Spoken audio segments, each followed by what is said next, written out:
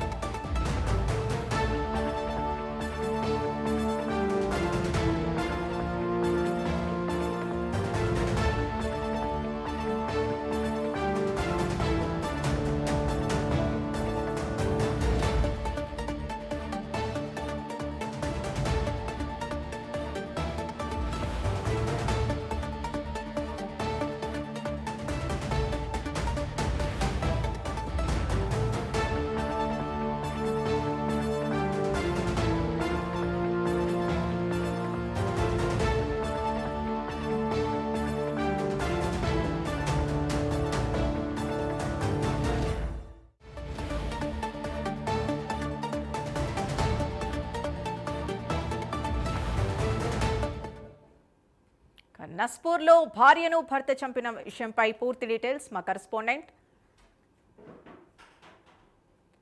చంద్రశేఖర్ అందిస్తారు. Chandrashekar. Okay, good morning. ఏదైతే పండగ పూట విషాదం జరిగిందని చెప్పవచ్చు. మంచిర్యాల జిల్లాలో నస్పూర్ ఏరియాలో అయితే భర్త కుమార్ భార్యపై అనుమానంతో అయితే బ్రిడ్జ్ పై నుంచి తోసేసిన ఘటన విషాదం చోటు చేసుకున్నది. బ్రిడ్జ్ పై నుంచి తోసివేయడంతో కింద పడి తలకు బలమైన గాయం తగిలి అక్కడికక్కడ మృతి చెందింది భార్య రజిత.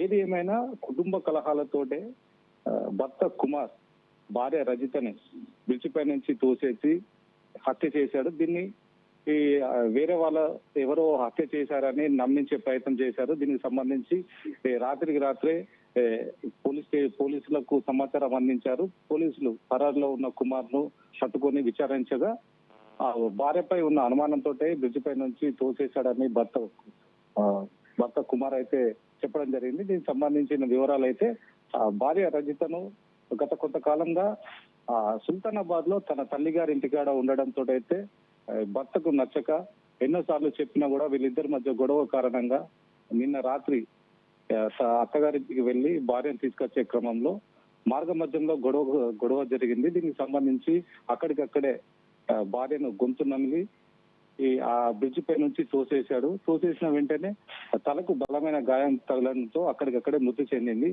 ఇది మృతి చెందడం పట్ల ఒక్కసారిగా ఏం చేయాలో అర్థం కాక పరారిలో ఉన్నాడు. అనంతరం స్థానికులు పోలీసులకు సమాచారం అందించడంతో భర్తను పట్టుకుని విచారించారు. ఇలాంటి ఘటన చోటు చేసుకోవడంపై ఇటు మంచిర్యాల జిల్లాలో విషాదం చోటు చేసుకుంది. ఇటు పండుగ పూట భార్యని ఇలా చంపడం సరైనది కాదని అక్కడ ఉన్న మహిళలు కూడా చెప్పడం జరిగింది. దీనిపైన నస్పూర్ సిఐ అశోక్ కు కేసు నమోదు చేసి పూర్తిగా దర్యాప్తు చేస్తున్నాడు. ఇది ఇంకా వేరే కారణాలు ఏమైనా ఉన్నాయా అని ఈ దర్యాప్తు అయితే కొనసాగిస్తుంది. ఏది ఏమైనా కూడా ఇలాంటి ఘటన జరగడం చాలా దురదృష్టకరం అని అయితే అక్కడ ఉన్న స్థానికులు అయితే చెప్తుంది.